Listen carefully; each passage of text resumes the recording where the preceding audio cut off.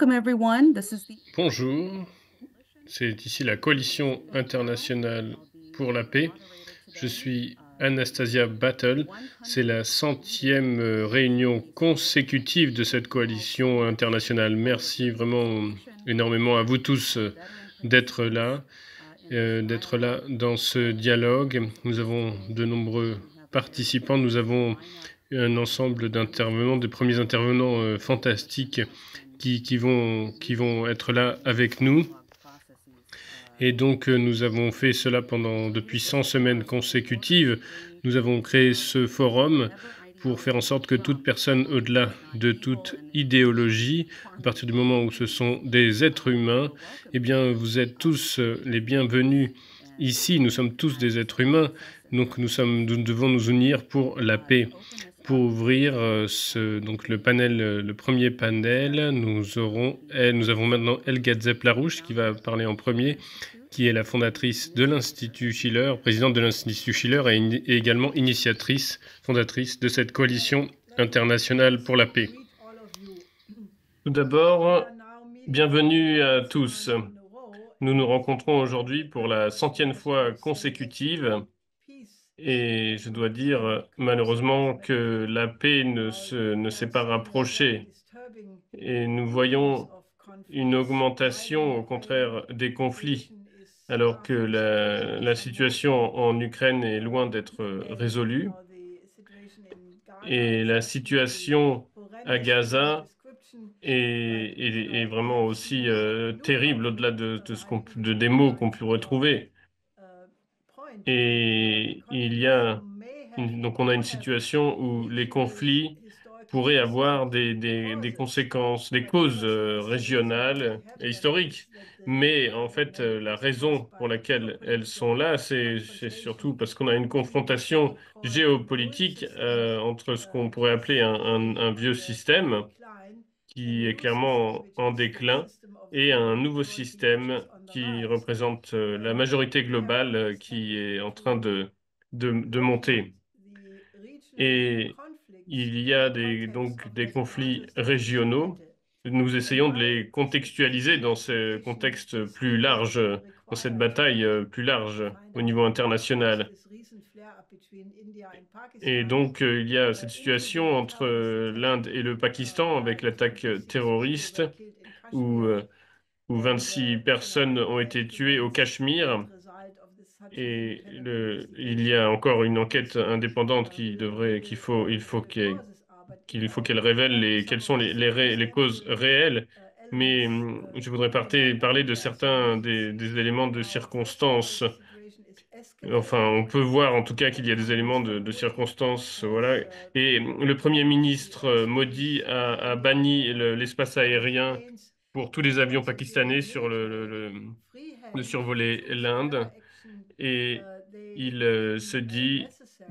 dit qu'il va pouvoir choisir toutes les actions nécessaires. Le chef de, un responsable de l'armée pakistanais a dit que toute action militaire indienne aura une réponse forte des militaires pakistanais. Et bien sûr, cela a le potentiel d'aller vers une guerre qui pourrait éclater à tout instant, tout instant.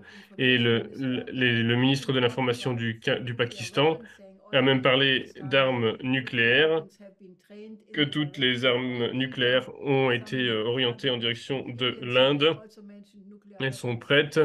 Et donc des gens de la ligne dure parlent donc de ces armes nucléaires, et donc ça pourrait donc tout ça amener à une catastrophe euh, totale. Et heureusement, l'Iran et la Chine ont essayé de faire une médiation en parlant aux deux parties pour calmer la situation.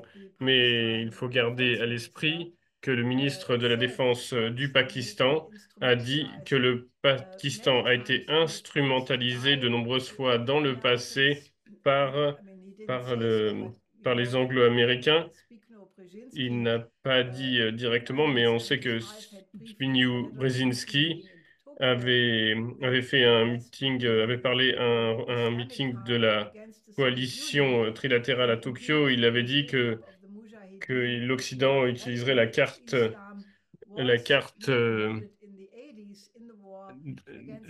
une carte justement de la déstabilisation dans la région contre l'Union soviétique. Et après que cette guerre s'était terminée, donc les djihadistes radicalisés se sont répandus dans toute la région, jusqu'en Tchétchénie, jusqu'au Xinjiang, jusqu'au Pakistan, jusqu'à différents pays dans la région. Et comme le général Flynn l'a déjà dit en 2012, ces éléments ont été utilisés par les États-Unis. C'était une admission d'un- d'un militaire américain. Donc, c'est une situation très dangereuse. On ne peut qu'espérer que la raison, va vaincre, va gagner. La situation en Ukraine, il y a un nouvel élément dans la situation en Ukraine, un nouvel accord qui a été annoncé entre les États-Unis et l'Ukraine, où les États-Unis auront le droit d'exploiter des ressources ukrainiennes, des terres rares, des choses similaires. Le président Trump a dit qu'il y a 315 milliards de dépenses militaires américaines qui doivent être remboursées ou il doit y avoir un retour. Zelensky a parlé de 100 milliards uniquement et il semble qu'il y a une composante dans laquelle où des militaires américains vont rester en Ukraine. Comment les Russes vont voir cela, je ne peux pas encore confirmer, mais jusqu'au début de cette discussion pour l'instant, mais je pense que ce n'est pas dans,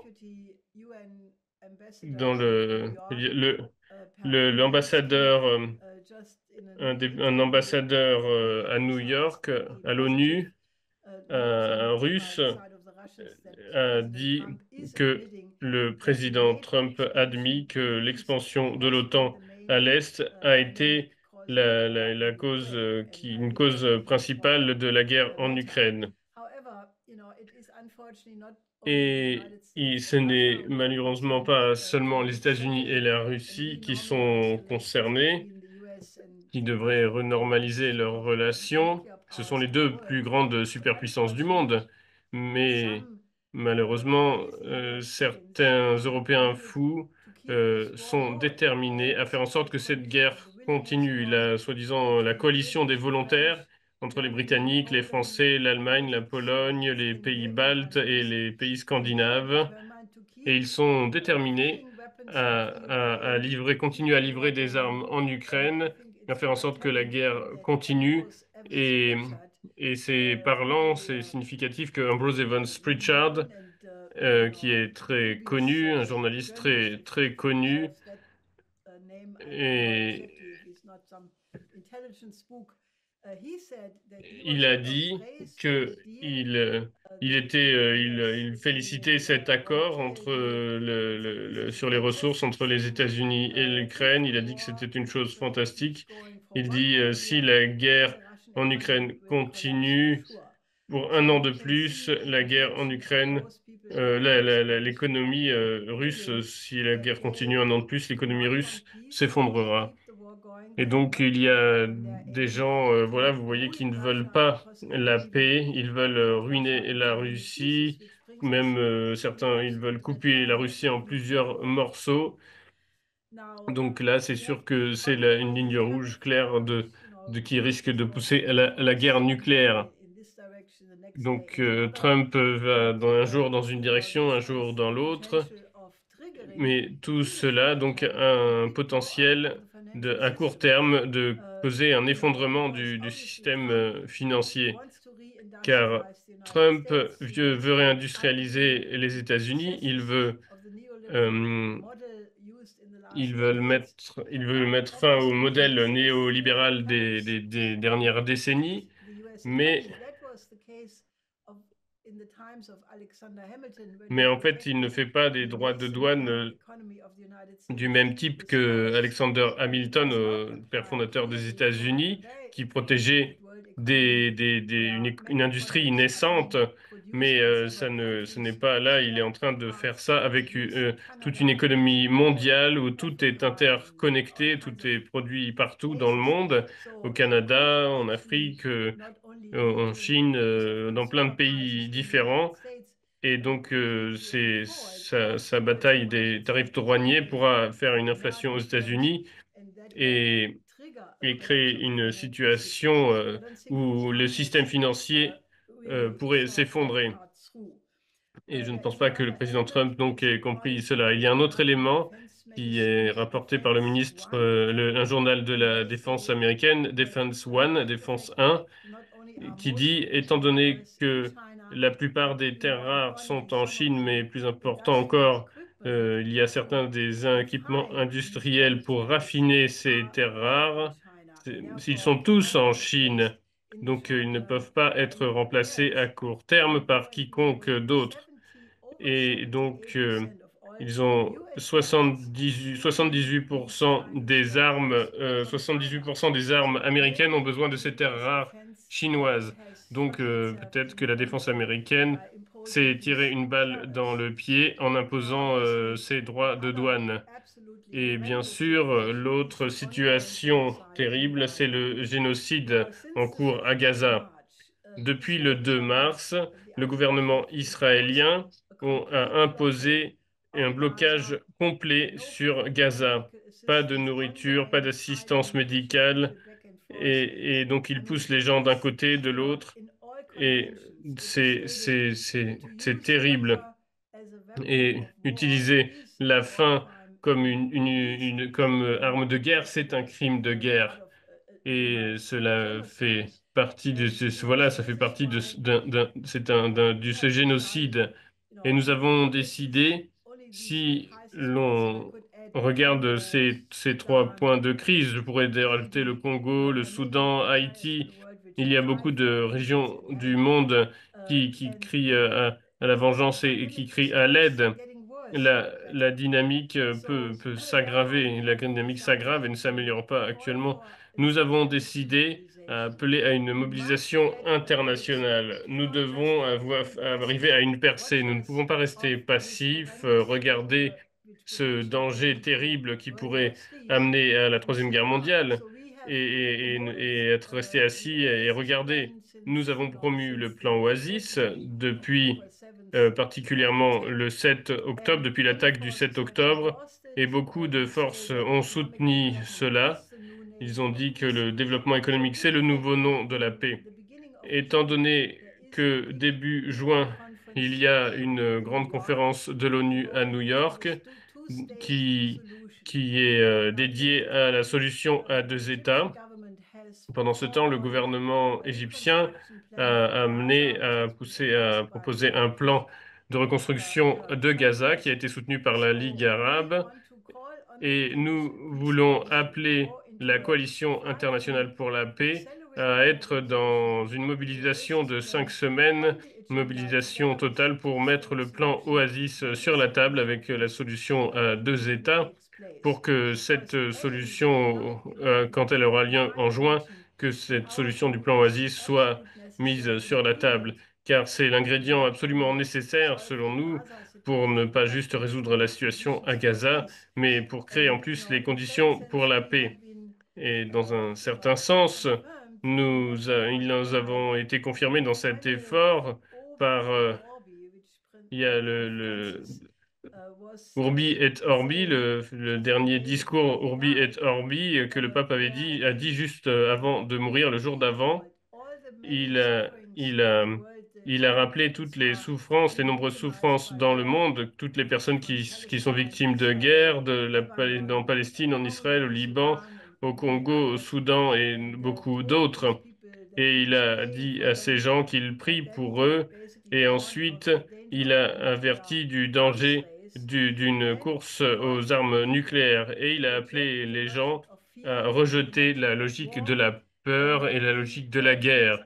Il a dit Les gens doivent promouvoir le développement et il faut amener le développement comme une arme pour la paix. Et nous ne sommes pas loin de prendre cela comme un soutien du plan au plan Oasis, car le plan Oasis, c'est une arme de paix que nous devons absolument mettre, mettre de l'avant donc dans cette période de 5 semaines. Nous continuons à insister sur le fait que il y a donc des solutions régionales qui sont importantes et je pense que seulement si nous sortons de la géopolitique, seulement si nous sortons de l'idée que tout le monde doit avoir un ennemi, que soit c'est un jeu, que de sortir du système de jeu à somme nulle, soit vous êtes mon ami, soit vous êtes mon ennemi. Et il faut que, voilà, certains pays n'ont pas le droit de dire nous allons empêcher le développement d'autres pays. Et de vouloir contenir le développement de la Chine, en plus, c'est totalement impossible. La Chine est bien, bien, bien en avant de tous les autres pays en Occident. L'Institut politique australien sur les technologies critiques a rapporté que sur 64 technologies avancées, la Chine est leader dans 57 d'entre elles et dans 57 de ces secteurs. Et, et donc, si vous allez en Chine, vous verrez, ils sont loin, loin, loin de l'avant dans de nombreux secteurs. Ils sont 1,4 milliard de personnes. Les États-Unis, c'est un peu plus de 300 millions. Et l'Europe aussi, ce n'est pas beaucoup comparé à la Chine. Donc, euh, donc voilà, il faut arrêter de l'arrogance et, et il faut vraiment arriver à un nouveau paradigme, un paradigme où on mette l'humanité d'abord, car c'est bien d'être patriote, mais ce n'est pas bien d'être un patriote contre les autres. Vous devez être un patriote qui se bat pour votre nation en affinité avec le bien-être des autres nations, de l'humanité comme un tout. Donc nous appelons à une nouvelle architecture internationale de sécurité et de développement qui doit prendre en compte l'intérêt de tout pays sur la planète dans la tradition de la paix de Westphalie, qui est le précédent pour faire fonctionner, qui a fonctionné dans le passé. Merci beaucoup, Elga, pour cette ouverture sur ce qui se passe dans le monde. Elle va mettre des liens dans le chat, euh, incluant un document pour la nouvelle architecture internationale de sécurité et de développement. Les gens peuvent voir cela. C'est maintenant le colonel Richard Black qui est souvent sur cette coalition internationale pour la paix. C'est un ancien responsable de la division légale au Pentagone, ancien sénateur de Virginie. Merci d'être avec nous. Merci, Anastasia. Je vais prendre une action, une direction différente un peu différent par rapport aux défis que nous avons. Je vais retourner un peu. Je vais vous montrer quelque chose sur la situation actuelle. Je veux suggérer qu'il faut faire Je attention. dis qu'il faut être prudent par rapport au potentiel de guerre avec la Chine. On a beaucoup parlé depuis quelques années. On, on parle depuis quelques années d'une possible guerre avec la Chine et certaines déclarations ont été terriblement provocatrices. Le président a approuvé une stratégie nucléaire secrète, le président Trump. Il a ordonné les forces américaines à se mettre en alerte pour une possibilité de guerre nucléaire avec la Russie, la Chine et même d'autres, peut-être l'Iran. c'est-à-dire de se préparer pour une guerre qui risque de tuer jusqu'à 2/3 de la population mondiale. Alors, il y a Nancy Pelosi, alors la présidente de la Chambre des représentants américains, qui a rendu visite à Taïwan pour lancer une provocation contre la Chine. Il y a une présence militaire accrue des États-Unis à Taïwan et autour de Taïwan. Et nous avons une tendance à constamment tenter Beijing à propos de Taïwan, c'est-à-dire de provoquer. Il y a eu même le stationnement de forces spéciales américaines à seulement 3000, c'est-à-dire à peu près 5 kilomètres des côtes chinoises, ce qui a poussé Beijing à prendre des mesures défensives. Il y a quelque temps, le général Patrick Ryder a dit que le danger principal pour le Pentagone, c'était la Chine. Il a utilisé le mot pacing qui communique l'idée d'urgence. En même temps, il y a le général Michael Minahan, l'ancien chef du commandement mobile de l'armée de l'air, qui a dit « Mes tripes me disent que en l'an 2025, nous allons être en guerre avec la Chine. » Maintenant, il est vrai que la Chine entreprend aussi une militarisation sans précédent, ses forces navales, aériennes, cyber. Mais si on regarde les chiffres les plus récents pour 2024, des dépenses militaires, les États-Unis ont dépensé plus de 3 fois plus que la Chine.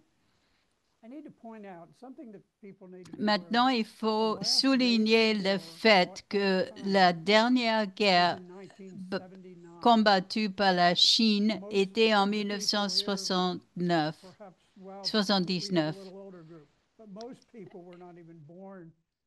La plupart des gens aujourd'hui n'étaient même pas nés en 79.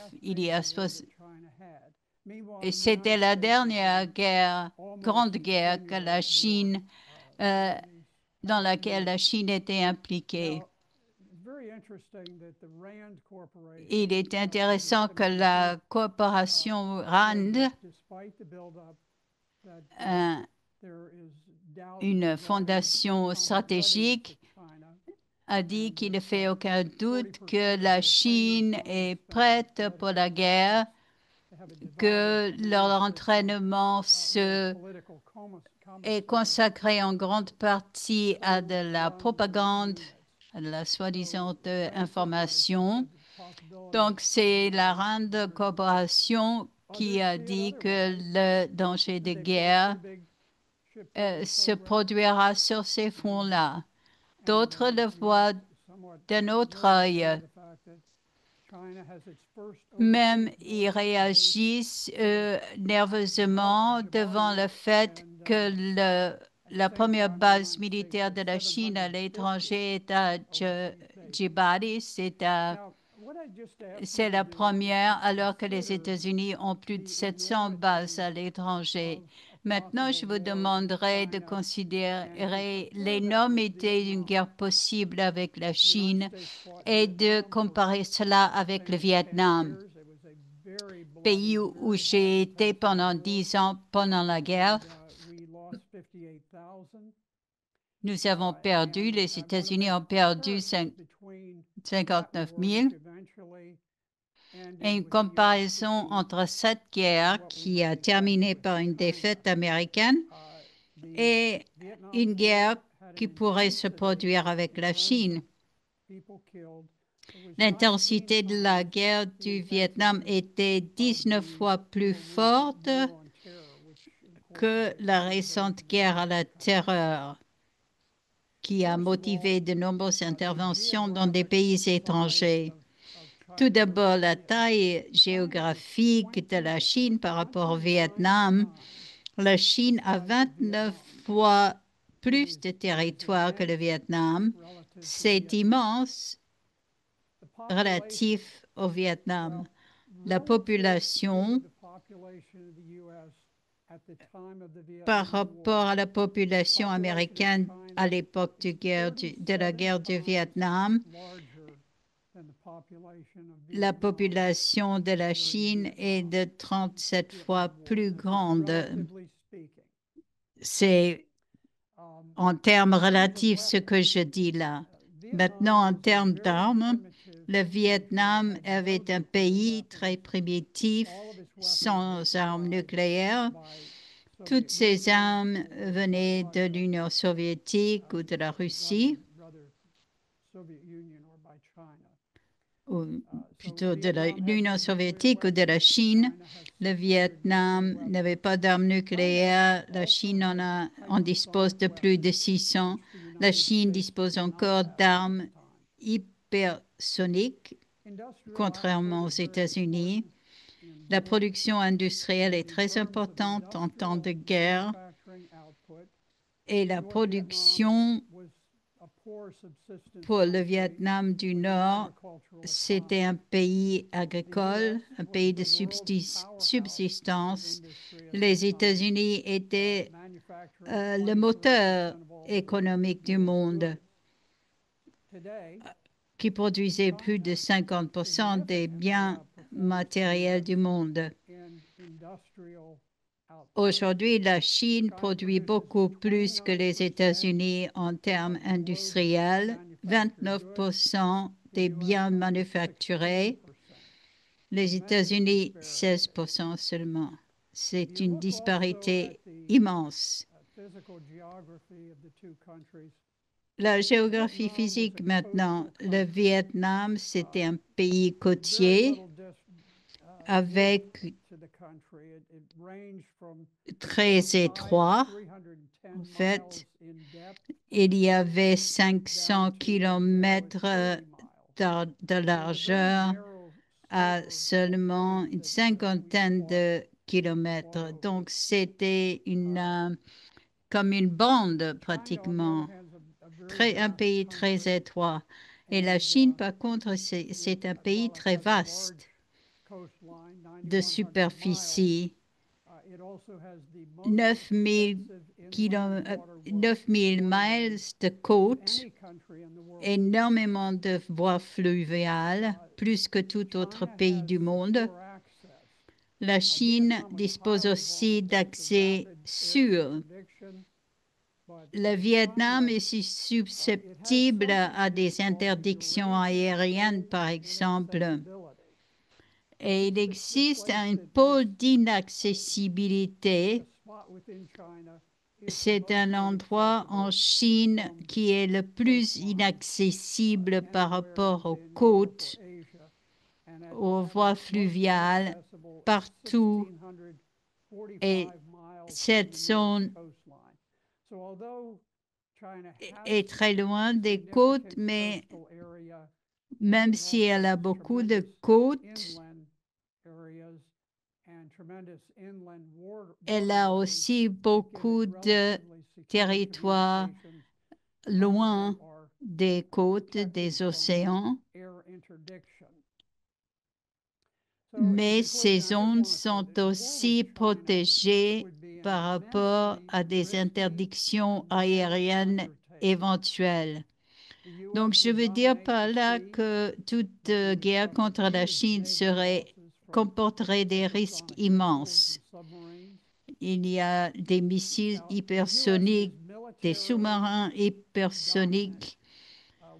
Maintenant, les États-Unis sont une force dominante militaire par rapport à la force de notre armée de l'air, de l'armée de mer. Nous sommes plus avancés technologiquement qu'à l'époque de la guerre du Vietnam, mais, mais si on avait la supériorité à l'époque et que c'est encore le cas aujourd'hui, on a néanmoins perdu.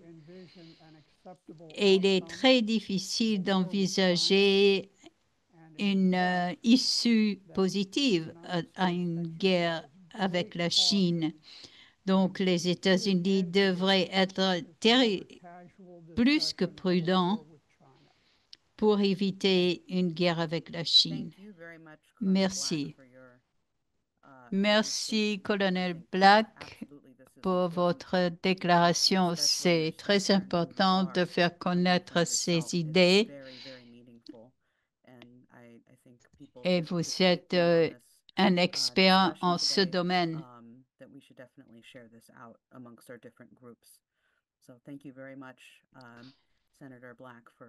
Donc, merci beaucoup, Sénateur Black. Maintenant, pour la discussion, je vais inviter Monsieur l'ambassadeur Seyed Hossein Mousavian, qui était ambassadeur iranien en Allemagne. Il a été avec nous aussi à d'autres moments du passé et nous l'accueillons.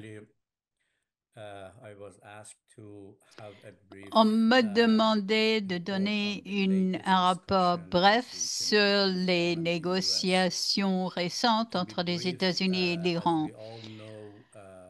Nous savons tous que nous avons eu 3 séances de négociation. D'abord le 12 avril à Muscat en Oman, deuxièmement à Rome le 18 avril, et les deux pays, après ces 2 séances de négociation, ont qualifié de très constructives et de productives ces discussions et que les progrès des négociations étaient encore plus forts que prévu. Pour tant que je sache, ils se sont mis d'accord en principe sur des éléments suivants. D'abord, la préoccupation principale des États-Unis et de l'Ouest concerne l'enrichissement à 60% de l'uranium, et l'Iran a accepté d'abaisser le niveau d'enrichissement à seulement 3%. Deuxième préoccupation, la coopération de Téhéran avec l'Agence internationale de l'énergie atomique suite au retrait des États-Unis du président Trump de cette agence, ce qui a été suivi par une réduction de la coopération iranienne avec cette agence. Il existe encore quelques ambiguïtés, quelques questions techniques qui n'ont pas été résolues au niveau de la coopération avec l'Agence internationale pour l'énergie atomique. Mais dans ces 2 séances, l'Iran a accepté une coopération pleine et entière avec l'Agence internationale et d'assurer le niveau maximal de transparence.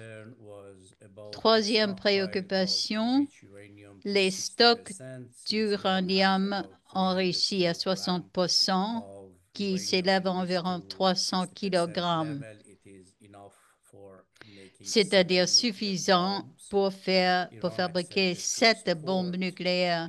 L'Iran a accepté d'exporter ces stocks à la Russie afin de calmer les soucis que l'Iran les utilise pour produire une bombe. Et donc, c'était euh, pour satisfaire aux trois demandes des États-Unis. En retour, les États-Unis ont accepté de lever les sanctions économiques. Après la deuxième séance à Rome, le 19 avril, il a été décidé de commencer tout de suite des discussions techniques le 23 avril et les deux équipes techniques devaient produire un document préparatoire et ce qui sont les principes entre les deux pays. Steve Witkoff et Arakchi devaient se réunir en Oman le 26 avril pour finaliser les documents préparatoires et préparer les documents pour signature. Toutefois, 2 jours avant,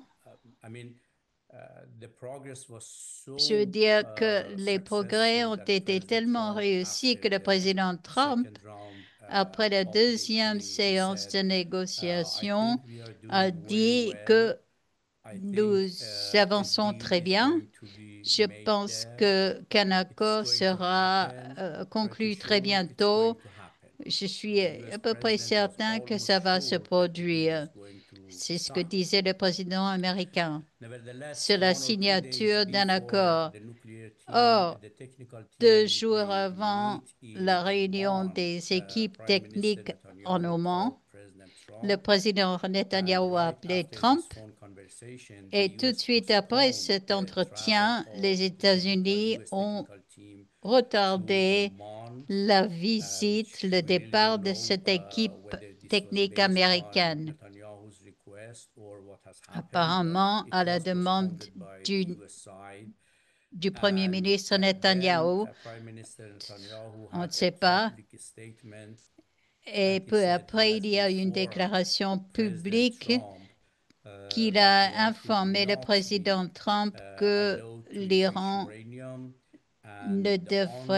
qu'on ne devrait pas accepter l'enrichissement de l'uranium par l'Iran, que Israël n'accepterait que le modèle libyen. Et on sait ce que c'est. Les Libyens ont démantelé complètement leurs installations nucléaires et après cela, l'OTAN a attaqué la Libye et a détruit le pays. Voilà le modèle que prône Benjamin Netanyahu pour l'Iran. Inacceptable pour Téhéran. Néanmoins, il a été décidé de tenir le troisième round de négociations. Et il a été décidé de se réunir le 26 avril au lieu du 23 avril, mais ou non plutôt, la troisième séance a eu lieu, mais il a été révélé que la position américaine avait changé et beaucoup de difficultés se sont produites au cours des discussions et une certaine marche arrière des États-Unis par rapport à ce qui avait été décidé, convenu par la suite, auparavant.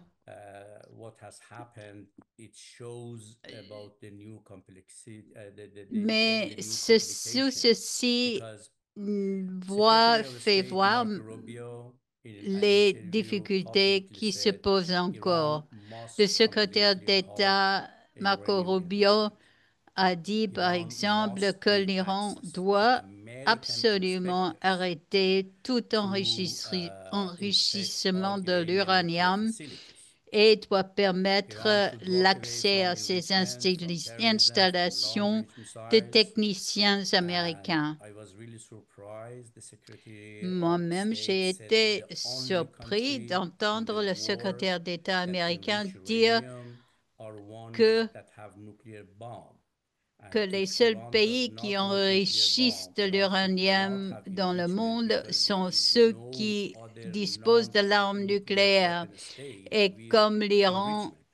It is a big par mistake because conséquent, l'Iran non everyone plus ne understands, devrait everyone knows pas avoir le Japan, droit d'enrichir son Argentina, uranium. Et ce n'est pas vrai Brazil, du tout parce qu'il y Germany, a le Netherlands, Japon, Spain, le they are Brésil, all countries l'Allemagne, which they have les enrichment, but Pays-Bas, they do not have nuclear l'Espagne. bomb. Ils ont Therefore, we tous have la capacité many non-nuclear weapon d'enrichissement, states which mais ils they ne have disposent pas de enrichment, l'arme peaceful nucléaire. enrichment with no nuclear bomb. C'est And pour I was really enrichir shocked how the l'uranium Secretary of pour State des made such raisons a statement that only pacifiques. nuclear weapon states Donc, they j'ai have été enrichment and no étonnée other que country. Rubio fasse And cette he déclaration. practically justified his position, Et saying that Rubio a pratiquement the justifié reason sa Iran wants position enrichment en is because of disant nuclear que bomb. l'Iran veut And enrichir then parce we qu'il had veut President disposer de Trump's l'arme statement, nucléaire. a decision. Après, He nous said avons la all décision purchases from Iran, Iranian oil or petrochemical disant que tout products must achat stop de now. produits Any country or pétrochimiques en person provenance who de l'Iran buys any doit amount of cesser oil or désormais, petrochemicals que from tout Iran will pays be qui subjected achète to à l'Iran immediate secondary des produits sanctions. They pétroliers will not be sera allowed to business with the US sujet if they make immédiatement à business des with Iran. sanctions et ne And pourront this pas was faire a des very affaires avec les shocking and entreprises surprising américaines. decision because Donc, c'est une they décision were just in choquante, between of negotiations. They just have agreed faite, on the principles they were annoncée en going to plein meet and milieu to des sign an agreement négociations on the principles. But the US et president quelque temps avant la not signature only prévue signed d'un the accord. maximum pressure policy before Mais negotiations, cette but he politique de escalated pression pressures and sanctions maximale to the a highest possible été level during the negotiations. intensifiée And au cours même des négociations Charlie et pas Kirk, seulement 2 days après. ago, had a tweet. Alors, He il y wrote a in deux his jours, tweet that the il y a Foundation quelqu'un qui for a écrit un Defense of tweet comme Democracies, quoi FDD, everyone knows this que is Israeli la lobby. Fondation pour la défense de He la said démocratie, qui est FDD is leading the israélienne, qui anti-Witkoff dit que operation. They are openly calling l'opération for contre people Steve in Witkoff, the le US négociateur administration to américain, est undermine menée President par Trump and Israël stop pour the deal with Iran. miner le président Trump And et more pour interestingly, Donald Trump Jr. pénaliser l'Iran. Wrote Donald Trump Jr., c'est on this intéressant, statement, he wrote, a, deep a state écrit par rapport neocons à are cette smearing Steve déclaration que Witkoff because they are les trying to undermine néoconservateurs my américains father's essayent foreign de policy agenda. traîner Witkoff dans la The boue establishment parce qu'ils wants veulent forever miner to war. l'agenda de This mon is père, what c'est-à-dire du président Trump. the son of a president C'est donc son tweeted fils qui just disait 1 or 2 ça days ago. sur son And again, another tweet. interesting piece was the interview On peut citer encore of Director of l'interview National du Intelligence Tulsi directeur Gabbard. du renseignement In an national, interview Tulsi with Megyn Gabbard. Kelly, Dans une interview said à that the Megyn Hawks Kelly, are elle pressuring a dit Trump que to prevent les peaceful nuclear deal Faucons with mettent Iran. pression She sur referred to Trump pour ne FDD pas signer and said d'accord they are avec pushing l'Iran.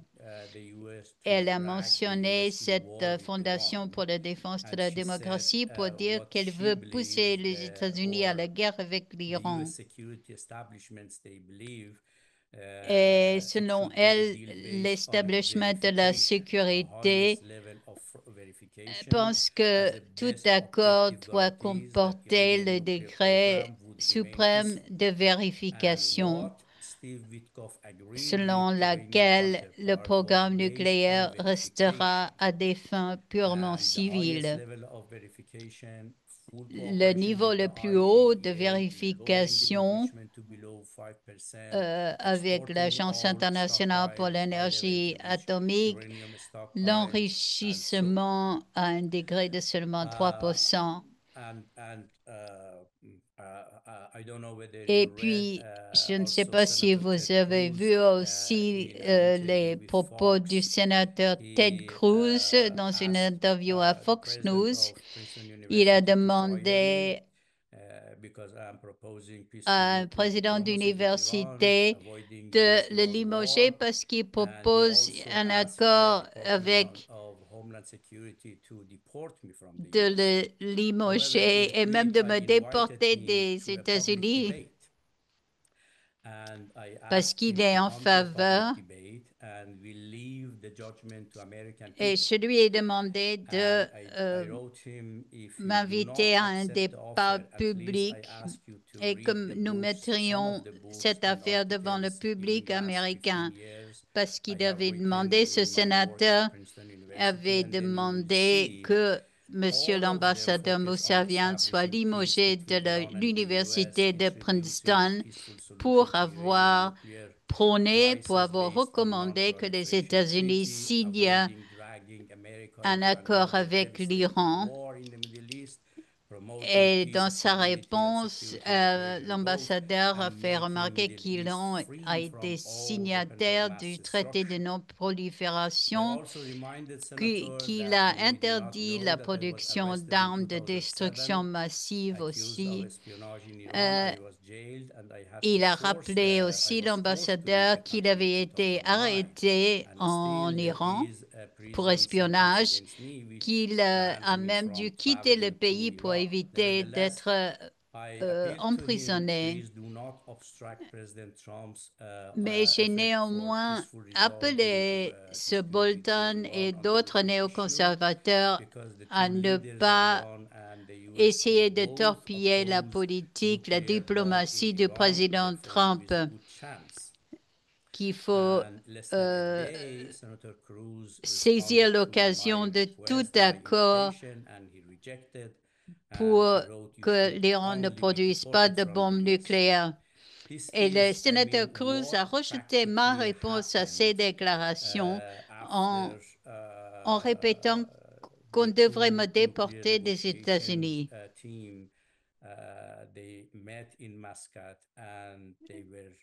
Alors, pour revenir à cette équipe de négociateurs, ils se sont réunis à Muscat en Oman et on espérait voir un accord de signer le 5 mai. Mais les États-Unis ont à nouveau reporté cette réunion qui devait avoir lieu demain pour dire que peut-être que le 7 mai, il y aura une réunion. Je ne sais pas si toutes ces déclarations contradictoires sur ce qu'a dit Marco Rubio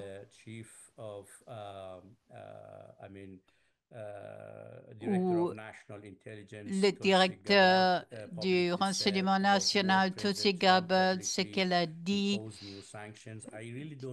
de Trump sur les nouvelles sanctions. Donc, je ne sais vraiment pas quelle est la politique américaine au cours de cette prochaine ronde de négociations, mais je n'ai aucun doute que s'ils vont priver l'Iran de son droit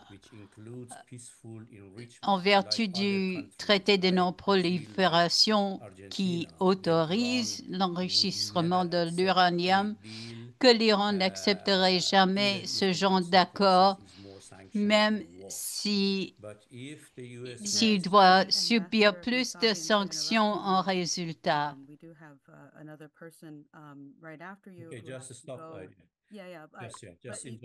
OK, Anastasia veut lui demande de finir ses remarques parce qu'il y a un autre intervenant qui doit partir après.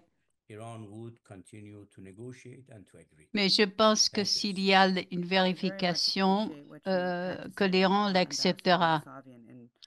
Merci beaucoup, Monsieur l'ambassadeur.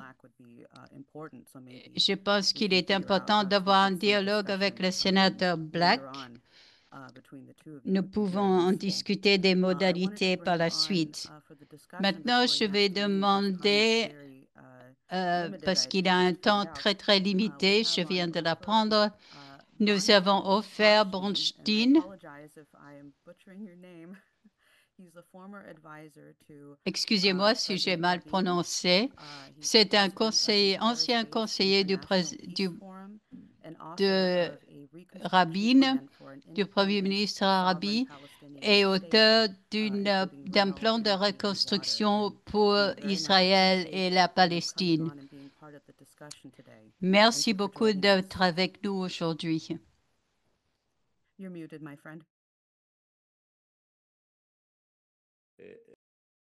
Sorry, my microphone was closed. Thank you for inviting me. Merci de m'inviter. Je m'excuse déjà, je suis arrivé tard. J'avais des discussions importantes. Comme vous savez, je conseille aussi le président Macron sur les relations entre Israël et la Palestine. Et vous savez que les choses avancent très vite, comme l'ambassadeur Hussein l'a indiqué. Je vais être un peu provocateur sur les choses que je pense et je serai heureux de reprogrammer une discussion plus tard, un moment où j'aurai plus de temps et je vous félicite tous de travailler pour la paix à travers le monde et c'est plus nécessaire que jamais. Martin Luther King a dit un jour, si le camp de la paix agit alors, il veut que les choses changent, il doit agir. Et donc, la situation a été terrible dans les 2 dernières années et la reconstruction de Gaza doit reprendre et, et on peut dépenser l'argent finalement comparé à à l'argent qu'on dépense, des milliards et des milliards de dollars qui sont dépensés pour acheter les armes. Et finalement, la reconstruction de Gaza coûte beaucoup moins cher que cela. Et beaucoup d'argent, beaucoup d'énergie est mis dans l'armement. Je ne comprends pas quel est l'intérêt d'avoir des armes nucléaires. Et les Iraniens enlèvent beaucoup d'argent de leur peuple pour leur programme militaire. Mais je pense je vais vous surprendre, je pense que le président américain va nous surprendre. Il nous surprend tout le temps. Et pour ce qui est du cas du Moyen-Orient, des choses vont avoir lieu bientôt. Je pense que dans son prochain voyage en Arabie Saoudite, dans 2 semaines, il va y avoir des choses intéressantes. Ça va être fructueux. Il va dire à Netanyahou que trop est trop. Je pense que dans toute crise, les Israéliens et les Palestiniens vivent la pire crise jamais. Il y a un manque d'empathie d'une partie pour l'autre. Mais je pense que donc dans des grandes crises aussi, il y a des opportunités et quand cette guerre va s'arrêter, il sera le moment pour la communauté internationale d'être sérieusement impliquée et donc je suis un Européen et je pense que l'Europe pourra jouer un rôle majeur au Moyen-Orient. C'est le moment pour l'Europe d'agir, d'avoir un rôle majeur. Il faut agir pour une solution à 2 États. Ça fait des décennies que l'on agit pour la solution à 2 États, qu'on défend ça, mais rien n'arrive. Et l'initiative entre la France et l'Arabie Saoudite, je pense que c'est une bonne chose. Et il faut reconnaître l'État de la Palestine. Et on peut espérer que le nouvel État de la Palestine et l'État israélien seront suffisamment courageux pour se reconnaître l'un l'autre aussi vite que possible. Et encore, je vais m'excuser, je dois vous quitter car nous sommes très occupés à essayer de créer une grande coalition autour de cette initiative franco-saoudienne. Et nous allons nous rencontrer dans une rencontre à juin à l'ONU, c'est bientôt, et beaucoup doit être fait. Je vais, je vais prendre 5 choses que je crois qui sont nécessaires dans toute dans toute implication pour la paix, l'humilité. Et je pense qu'il y a un manque d'humilité des Israéliens envers les Palestiniens. Et les Palestiniens se sentent très... Ils se sentent, comment dire, ils se sentent pas seulement victimes d'une situation terrible, mais ils se sentent victimes d'arrogance. Ce n'est pas que les Palestiniens ou le Hamas particulièrement n'ont pas de responsabilité, mais les Israéliens sont la puissance, c'est la plus grande puissance dans l'histoire. C'est eux ceux qui ont la puissance. Et donc la partie la plus puissante doit être plus généreuse. Il doit y avoir de la solidarité entre les gens, il faut de la coopération entre les gens, et nous avons besoin de pardon. Et nous avons l'expérience aux Pays-Bas, en Irlande, non, en Irlande et en Afrique du Sud, et le pardon, voilà, et c'est important. Seuls des gens forts réussissent à avoir du pardon. Les gens faibles, au contraire, veulent la revanche. Il faut le pardon. Et si je dois concentrer le conflit en seulement deux mots, je dirais que dans le discours, dans des parties, chacune des parties dit sa propre histoire. Ils se battent pour leur propre agenda et le discours doit changer entre les deux parties pour trouver un avenir commun, car nous disons des histoires, c'est la différence entre les hommes et les animaux. Racontons des histoires, nous inventons des choses, les animaux ne le font pas. Et sinon, l'importance aussi, c'est la souveraineté. Si les Palestiniens se sentent égaux par rapport aux Israéliens, alors ils pourront se parler efficacement pour trouver une solution. La paix, c'est quelque chose qui est fait entre ennemis et c'est basé sur des compromis.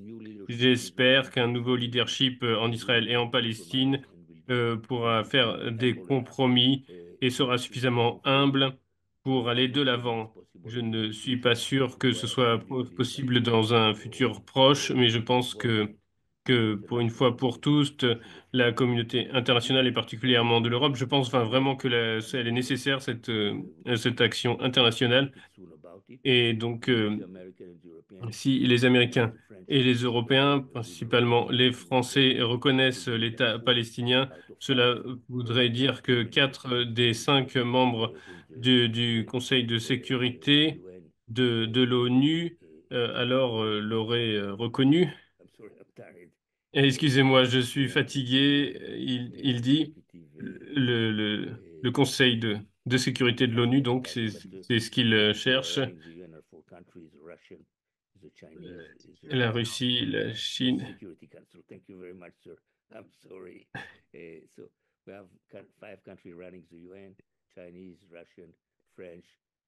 Donc les Chinois, la Russie, la France, la Grande-Bretagne et les États-Unis, de ces cinq pays seulement. Donc il y en a deux qui ont déjà reconnu la Palestine aussi bien qu'Israël. Et les Chinois et les Français bientôt, je pense. Et je ne serais pas surpris que les Américains rejoignent aussi. Et il faut demander aux Saoudiens et aux autres pays arabes de reconnaître Israël. La seule paix, seulement la paix donnera la sécurité à Israël et à la Palestine et donnera à la Palestine la liberté de se développer. Et je vais m'arrêter là. Je serai très heureux de vous rencontrer à nouveau, de discuter de ces questions. Et, et je pense que bien, ce que j'ai dit ici est valable pour les autres pays dans le monde. Et je pense qu'au XXIe siècle, nous, euh, et pour les générations futures, eh bien, il y a beaucoup de pays qui ont été humiliés dans l'histoire. Et nous avons besoin des femmes. Et les femmes ont un rôle très important à jouer dans le futur. Voilà, je voulais ajouter ça. Et merci encore. Et je veux encore m'excuser pour être court, d'être en retard et de devoir partir rapidement. Je serai très heureux de vous rencontrer de nouveau à l'avenir. Est-ce que vous pouvez rester deux minutes encore, car L'initiatrice de la coalition internationale pour la paix, Helga Zepp-Larouche, a une réponse, si vous pouvez rester encore 2 minutes. Oui, Monsieur Bronstein, je suis très heureuse que vous soyez avec nous. Au début de cette session, j'ai fait un appel à tous les participants de la Coalition internationale pour la paix à être avec nous dans une mobilisation totale de 5 semaines pour amener la solution à 2 États de la conférence de juin. Et je sais que vous avez discuté avec nos représentants de l'Institut Schiller en France, Monsieur Karel Verreken, notamment. Je sais que vous avez donc été briefé par lui sur le plan Oasis. Et je pense que le plan Oasis, avec la solution à 2 États et avec le plan égyptien pour la reconstruction de Gaza, ça ferait un package, un ensemble qui serait la seule solution. Cet ensemble pour aller au-delà du statu quo et d'aller vers un plan de paix pour, pas juste donc par rapport à Gaza, mais pour aussi toute la région. Je sais que vous êtes en contact, que vous médiez avec le président Macron et avec l'Arabie Saoudite. Et nous avons eu beaucoup de conférences, nous avons des ambassadeurs palestiniens, d'autres officiels qui participent, et ils disent, nous avons besoin du soutien de gouvernements, mais nous avons besoin que des gouvernements agissent et mettent en place ces choses-là. Donc, je voulais juste vous communiquer cela, que si vous avez d'autres contacts, nous pouvons en discuter plus. Et je veux juste donc vous dire que nous sommes déterminés dans ces 5 prochaines semaines à faire tout en notre pouvoir pour aider à ce processus. Une chose à propos de l'eau.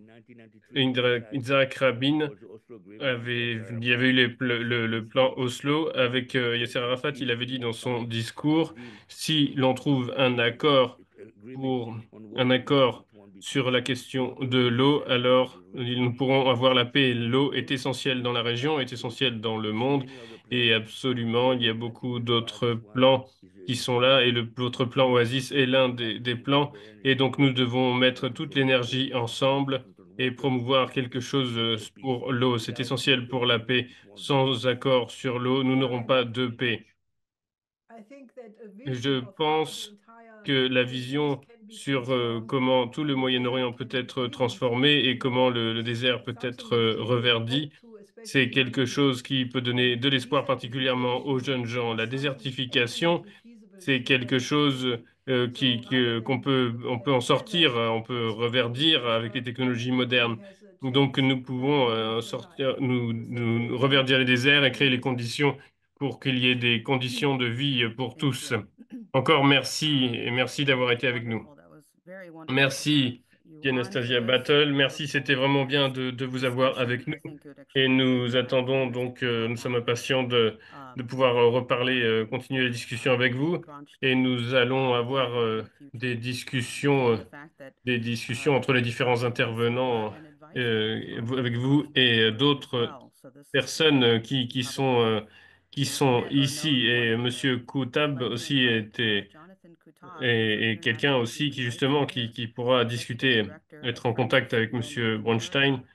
Et donc, les amis, maintenant, nous allons entendre Jonathan Koutab, avocat international spécialisé dans les droits de l'homme, directeur exécutif de Friends of Sabel North America, les Amis de Sabel Amérique du Nord, et cofondateur de Non-Violence International, de Non-Violence Internationale.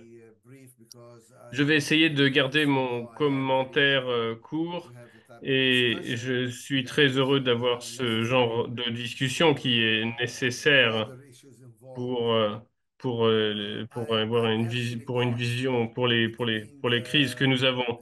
Et je suis là entre la nécessité de faire quelque chose immédiatement pour mettre fin à un génocide en cours, la famine, l'impunité incroyable d'ignorer où il y a la loi internationale. Et je pense qu'en termes américains, c'est enlever votre main de mon cou. Je ne peux pas respirer. Nos gens, notre peuple, tous les gens est affamé à mort. Tous les jours est bombardé sans plus aucune excuse, sans prétendre. Maintenant, ils ne prétendent même plus qu'ils essayent d'atteindre des cibles militaires. Ils disent tout simplement qu'ils veulent tout détruire.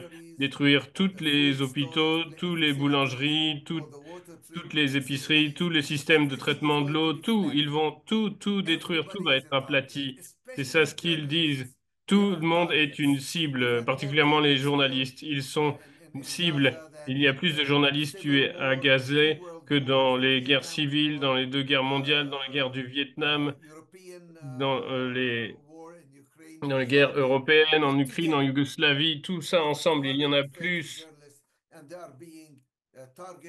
230 journalistes ont été tués à peu près. Ils utilisent l'intelligence artificielle en plus pour les tuer et pour tuer leurs familles. Et donc, il y a des choses immédiates qui doivent être faites. Nous avons une situation à laquelle il est facile de répondre. Il faut tout simplement autoriser la nourriture de rentrer, arrêter le génocide en cours au moins, et arrêter cette famine de la population que nous voyons aujourd'hui. Donc c'est une mission immédiate que la communauté internationale a échoué à, à réussir à mener. Et aussi, l'autre chose, c'est c'est une question internationale. Nous voyons des attaques délibérées sur des institutions internationales, sur des cours internationales et sur la loi internationale. Et nous entendons de l'extrême droite en Israël. C'est une opportunité et personne ne s'intéresse. La communauté internationale est paralysée. Ils ne peuvent rien faire et ils ignorent les manifestations dans les rues. Et même aux États-Unis, nous pouvons ignorer l'opinion publique, nous ignorons la communauté juive qui, merci à Dieu, beaucoup se lèvent pour dire ce n'est pas correct ce qui est fait à Gaza. Ils ignorent la Cour internationale. Ils attaquent même la Cour internationale et les juges et et ils font des sanctions contre eux. Les Européens ont échoué misérablement dans leur travail pour mettre en place les décisions de la Cour criminelle internationale de justice, ainsi que de la Cour internationale de justice qui a émis un nombre conséquent de décisions sur les occupations illégales et que l'Israël doit se mettre en accord avec le loi internationale et incluant la Convention de Genève. Juste des principes basiques de la loi internationale. Vous ne pouvez pas utiliser la famine comme une arme. Vous ne pouvez pas détruire les ressources en eau. Vous ne pouvez pas utiliser une punition collective. Vous ne pouvez pas utiliser la population locale comme un moyen pour mettre de la pression et punir vos opposants. Vous ne pouvez pas traiter un prisonnier comme de manière inhumaine. Vous ne pouvez pas affamer vos prisonniers. En fait, aujourd'hui, il y a des prisonniers qui sont affamés. On ne leur donne pas les moyens de vie, de base. Ils ont perdu, ils ont perdu du poids conséquent.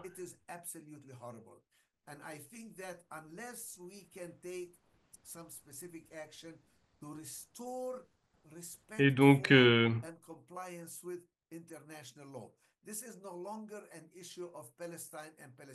n'est plus une question de Palestine et de la Palestine, c'est la question de la loi internationale. Est-ce que la loi internationale va survivre? Est-ce que nous pouvons vivre dans un monde qui est gouverné par la loi internationale?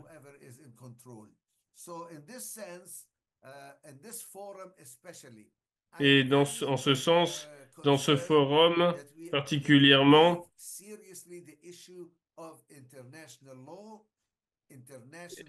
et donc par la loi internationale, les valeurs internationales, les valeurs de gouvernance de la société civile, il faut faire de pression sur les gouvernements pour être en accord avec la loi internationale.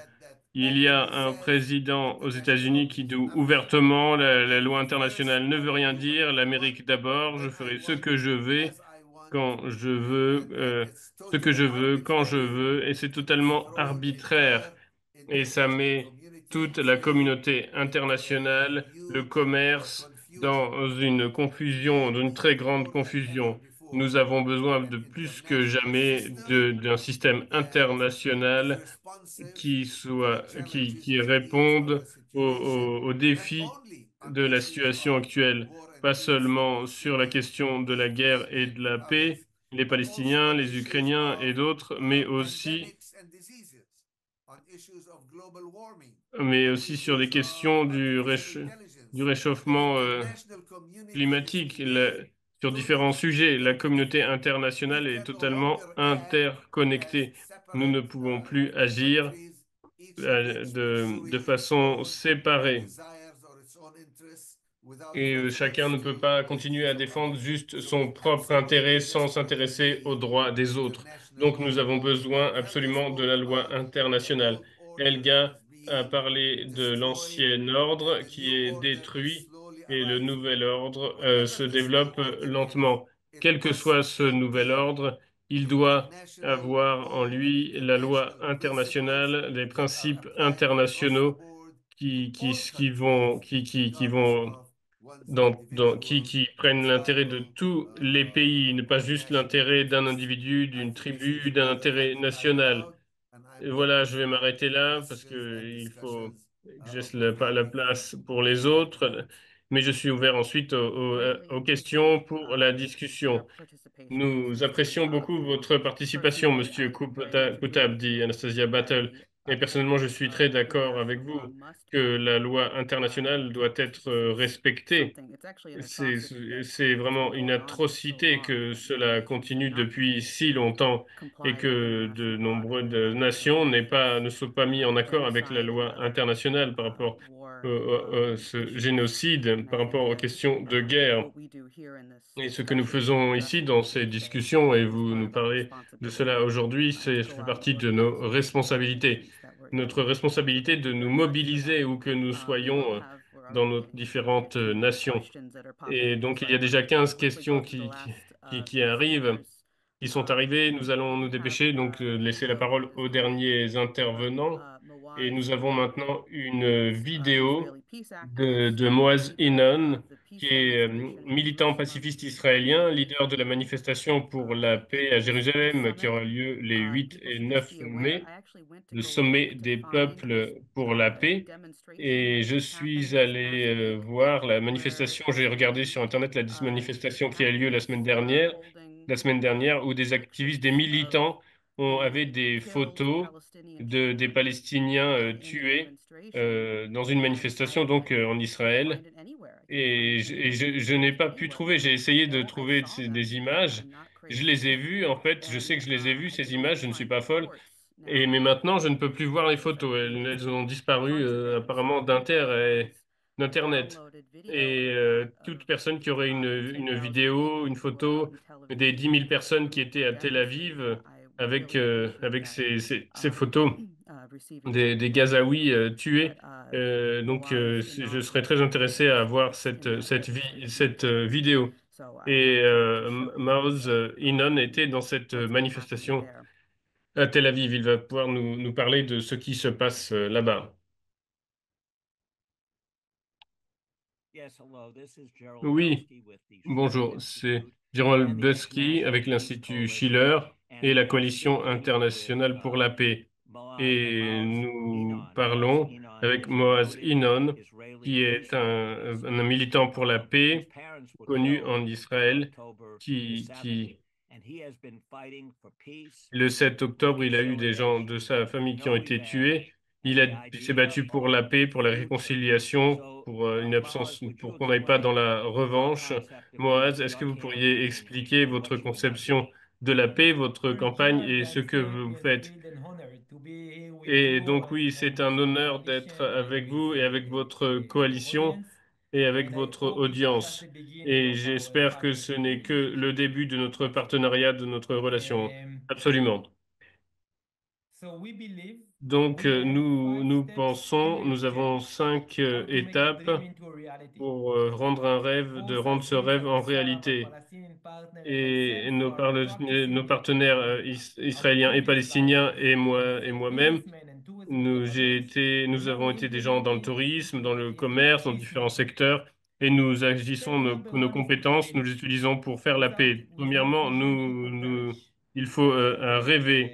Sans vision, les gens périssent, comme dit la Bible. Nous avons besoin d'un rêve. Nous devons trouver des fondations communes et des valeurs communes pour notre partenariat, pour l'égalité, l'équité. Il faut une reconnaissance commune, la sécurité, et nous établissons notre rêve sur ces valeurs. La première étape, je pense, donc nous devons bâtir une coalition. Nous ne pouvons pas agir de rêve seuls. Donc nous faisons une grande coalition de Palestiniens et d'Israéliens. Et donc je suis heureux d'être là avec vous pour vous parler de cela. Et quand nous avons vu la terre promise dans nos rêves, nous avons besoin d'une feuille de route, donc d'une direction, d'une façon d'agir, d'une stratégie. Et ensuite, il faut mettre en place cette stratégie. Et donc, euh, et donc nous avons seulement 5 chapitres. Chapitre numéro 1, c'est de rêver. Et dans les derniers mois, j'ai été dans une transformation spirituelle. Nous avons rencontré le pape, défunt pape François. Nous avons rencontré des scientifiques. Nous avons rencontré beaucoup de gens. Et que là, nous avons compris que la seule façon de changer de changer la réalité, c'est d'avoir un rêve. Numéro 2, c'est d'amplifier ce rêve. Il faut le danser, il faut le crier, il faut le chanter. Nous devons tout faire pour amplifier ce rêve, le faire connaître. Numéro 3, chapitre 3, c'est de le légitimer, de montrer qu'il est légitime, car ceux qui pensent que des murs vont défendre, que des bombes vont rendre silencieux et que la guerre va amener la sécurité, ils échouent. Ils ont toujours échoué à travers toute l'histoire humaine. Et donc, je suis à 200 mètres de ma maison. Il y avait la plus grande barrière que l'humanité n'ait jamais construite. Mais ça a donné seulement au Hamas quelques minutes de casser le mur et de tuer mes parents. La seule façon d'amener la sécurité, c'est à travers la diplomatie et des résolutions pacifiques. La négociation, il faut légitimer cela, car malheureusement, trop ont oublié les leçons les plus importantes que nous avons apprises à travers l'histoire. Et ensuite, le chapitre suivant, c'est de changer la politique. Et dans la région, qu'est-ce qui est amené dans la région maintenant, dans le Moyen-Orient? C'est uniquement des armes qui sont amenées. Et donc, avec des armes, nous allons avoir du sang. Il faut changer la politique, commencer à investir dans le dialogue, dans des initiatives partagées, dans la réconciliation. Et le cinquième chapitre, c'est de créer de la volonté politique. La volonté politique qui va forcer les politiciens à s'asseoir ensemble dans une même pièce et commencer à négocier. Et ce que nous devons assurer, c'est ce que cette pièce amènera une égalité à tous, car il a été prouvé que si la pièce de négociation est égale, il y a plus de grandes chances de, li- de se d'être efficace. Il faut des leaders spirituels. Nous avons besoin de musiciens, nous avons besoin d'éducateurs, des experts en réconciliation, différentes personnes. Ils vont s'asseoir ensuite, peut-être pour quelques heures seulement, ou peut-être pour plusieurs semaines, et ils vont venir avec la seule solution possible, la paix. Gérald Belski demande, Je voudrais vous dire, donc il y a eu des manifestations très importantes en Israël contre Netanyahou. Il y a eu, j'ai vu une autre manifestation à Tel Aviv récemment avec une membre de la coalition dans laquelle vous travaillez, qui a porté des portraits d'enfants israéliens tués et aussi d'enfants palestiniens tués et de photos des otages israéliens. Et donc, comment coopérer donc pour la paix. Oui, j'étais là dans cette manifestation anti-guerre et avec ma sœur Mayan, nous avions une photo de deux enfants de Gaza, de deux frères, un frère et une sœur qui ont été tués dans la guerre à Gaza. Et la seule chose bien bonne dans l'opinion, c'est que c'est très flexible. Vous pouvez changer l'opinion des Israéliens très rapidement. Et ces jours-ci, actuellement, euh,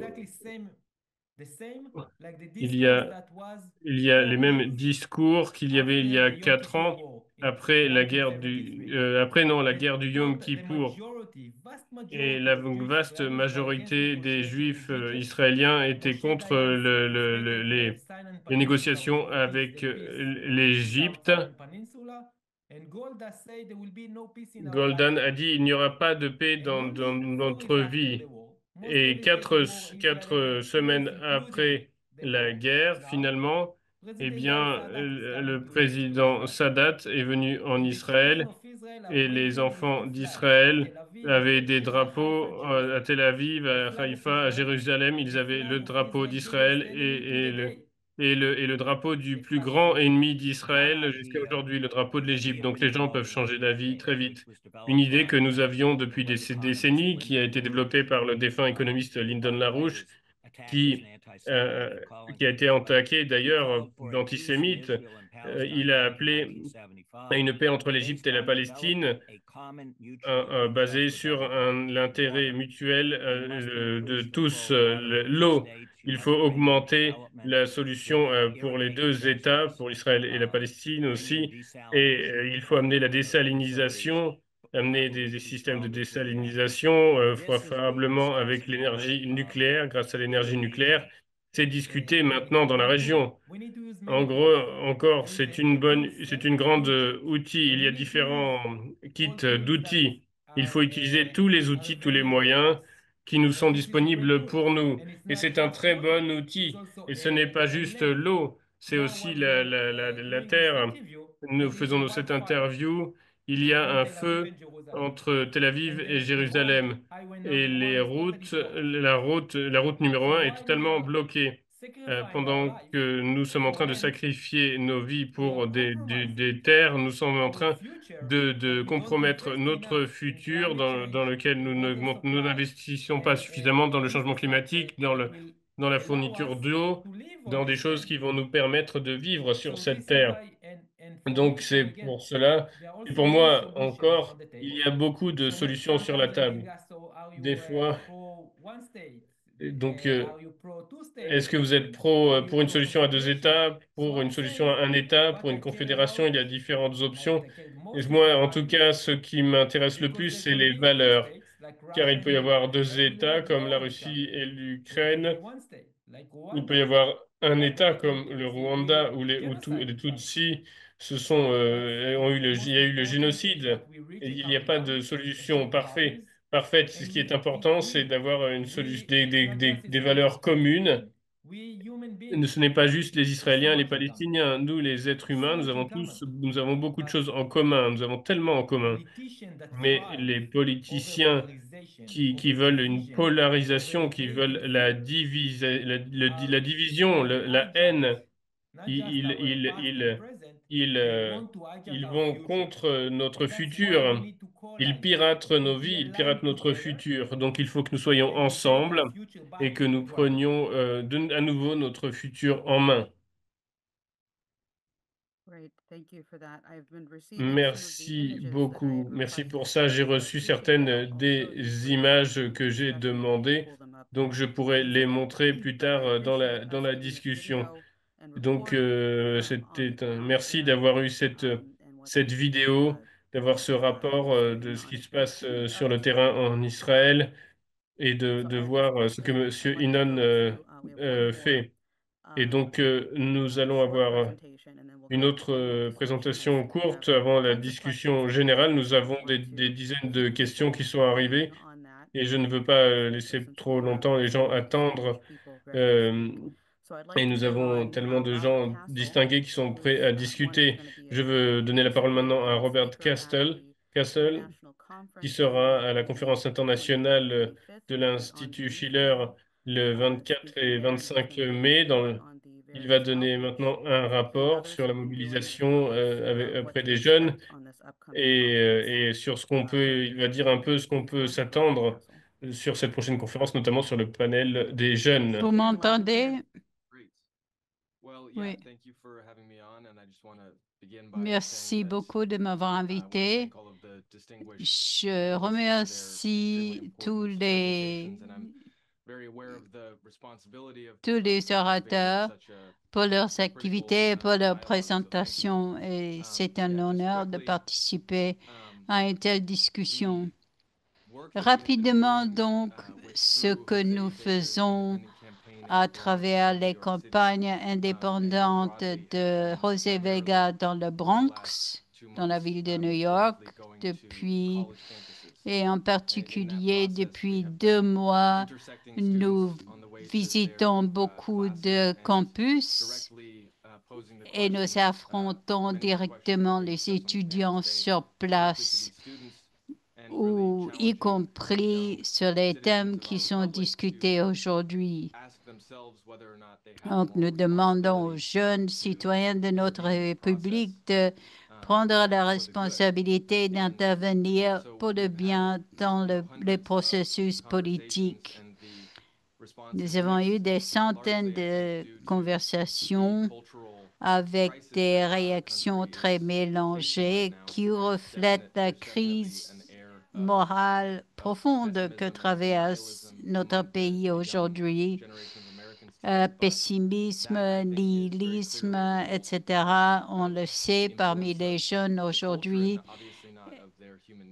qui sont le résultat de la culture ambiante et non pas de la nature humaine en tant que telle. Il y a un manque de clarté mentale sur les objectifs à poursuivre. Je vais vous montrer quelques images rapidement, puis je vous parlerai de ce qui sera discuté lors de la session des jeunes à la conférence des 24 et 25 mai. Ici, vous voyez déporter Wall Street, Glass-Steagall maintenant. Nous sommes en train de discuter avec les gens dans la rue un peu partout. Nous avons des réponses variées à propos du retour éventuel des États-Unis vers la souveraineté parmi une communauté de nations souveraines, contrairement à la politique impériale. Vous voyez ici notre panneau sur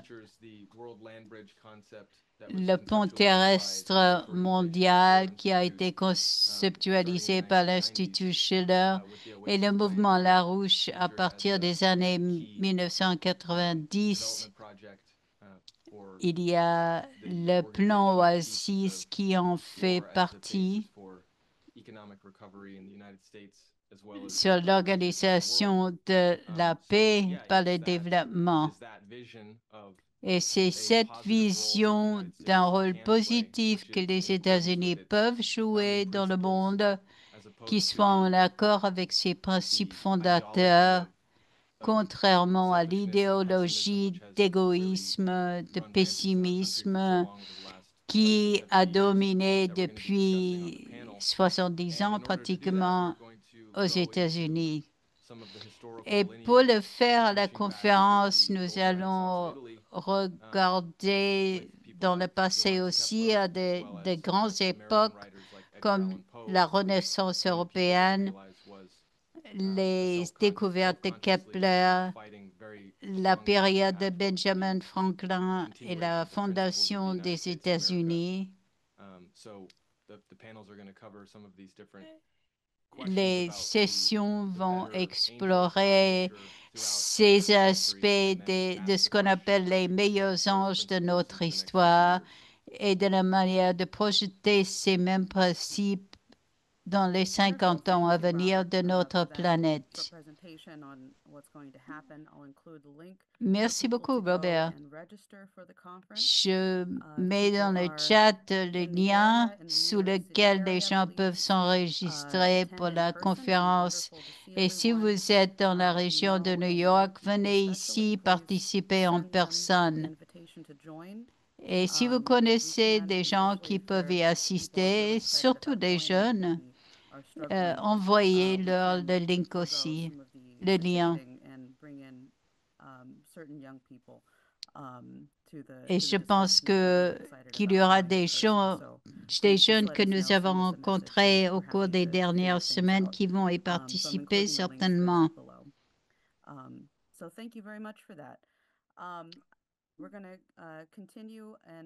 Nous allons terminer avec la première partie de cette conférence. Je demanderai à Helga Zepp-Larouche si elle a des commentaires. Monsieur Koutab est avec nous aussi. Mais avant de passer à la discussion générale. Oui, je pense que ce que M. Koutab a dit, j'en suis d'accord. Il y a une question beaucoup plus profonde que le sort des Palestiniens en tant que tel. Et c'est le manque de réponse de la communauté internationale à ce génocide est la plus forte condamnation de l'ordre mondial actuel et qui reflète le système de barbarie qui règne dans le monde aujourd'hui. Donc, je répète encore une fois qu'il faut, pour y faire face, pour s'y opposer, il faut une nouvelle architecture de sécurité et de développement.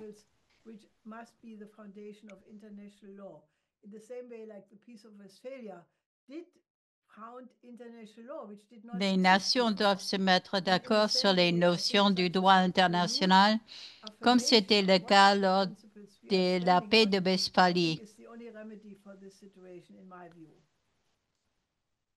Et voilà ce qui est nécessaire de faire aujourd'hui. Monsieur Koutab, si vous voulez intervenir maintenant avant de passer à la discussion. Je remercie Helga pour son commentaire. Oui, cela va bien au-delà du sort des Palestiniens ou d'un danger spécifique quelconque. Nous sommes tous dans le même bateau. Le droit international a été fondé parce que la société civile, parce que les peuples ont insisté que ça devait commencer.